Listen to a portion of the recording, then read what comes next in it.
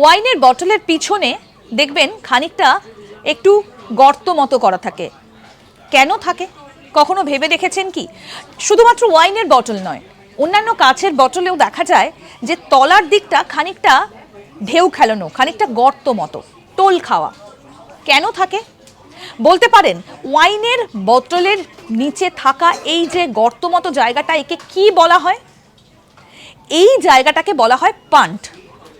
তার কারণ হচ্ছে 200 বছর আগে যখন এই বটলগুলো তৈরি করা হতো তখন এতটা অত্যাধুনিক প্রযুক্তি ছিল না, যার ফলে সেগুলোকে সোজা বানানো সম্ভব হতো না, তাই খানিকটা টোল খেয়েই থাকতো। এতে কি সুবিধে হতো? বটলগুলো সোজা দাঁড়িয়ে থাকতে পারতো। আরও একটা কারণ, যখন এই বটলগুলো থেকে তরল ঢালা হয় তখন ওই নিচের দিকটা গ্রিপ করতে সুবিধা হয় ওই টোল খাওয়ানোর জন্য। আর আরও একটা কারণ হচ্ছে, যদি টোল খাওয়ানো থাকে তাহলে তো বটলের খানিকটা অংশ উঁচু থাকে, তাতে কম পরিমাণ জিনিস দিলে সেটা খুব তাড়াতাড়ি ভরে যাবে। এটা একটা ব্যবসায়িক কারণ। এরকম আরও অনেক অজানা আপডেট পেতে দেখতে থাকুন আজ তাক বাংলার ইউটিউব চ্যানেল।